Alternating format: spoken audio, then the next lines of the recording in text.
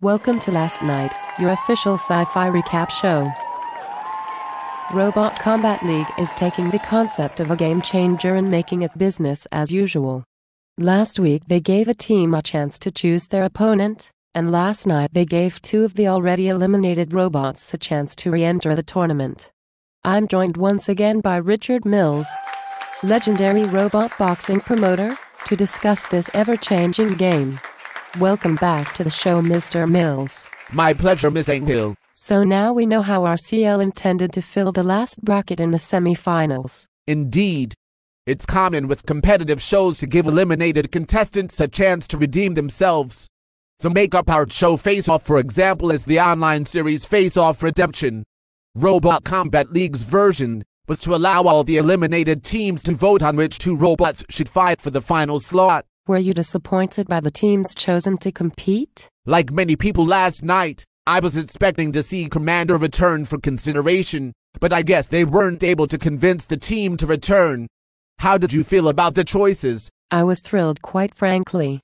When Thunderskull was eliminated in the first round, I felt kind of cheated. You have to follow the rules, of course, and they learned that lesson the hard way. But with last night's fight between Thunderskull and Steel Cyclone, it left no doubt about whether or not they deserved to advance. We'll see whether Steel Cyclone deserves a shot in next week's episode. It would be interesting if the 12th seed and the number 1 seed had a rematch in the championship, though Steel Cyclone still has to fight its way past Steampunk first. Not an easy task for any robot. They have the most practical combat experience of any robot team, and they only get better with every round. On the other hand, the odds of Crash making it to the championship round are not that great either. Indeed. Scorpio is widely, and rightly, considered the real team to beat in this tournament. And now they have a new weapon to add to their arsenal. Yes, the other game changer from last night.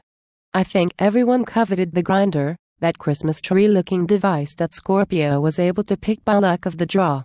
Most of the weapons that host Chris Jericho revealed at the end included some sort of blade or cutting tool, but that was definitely the most wicked-looking attachment of the bunch. I wouldn't discount Team Crash's buckler. They already have pretty good punching power, and the buckler will help them focus that power into a more precision strike. The key word here is precision. Very few of the teams so far have been able to punch straight in. Most are blows that come in from the side, and all the buckler will be able to do is add weight to those punches.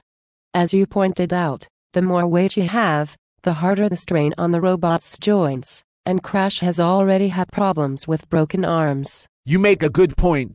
But Scorpio will need to be more precise as well. They have been fortunate to face heavier robots without much support or protection around their midsections. Crash has both.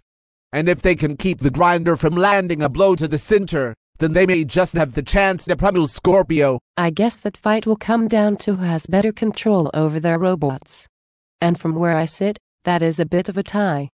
Team Crash has almost twice as much fight experience, but Scorpio's jockey is quite the kickboxer. Well, we've seen how far human fighting experience actually goes in this kind of tournament. So you're voting for Crash over Scorpio in the semi-finals? I give them a slight edge. And what about Steampunk versus Steel Cyclone? I couldn't give that matchup to anyone but Steampunk.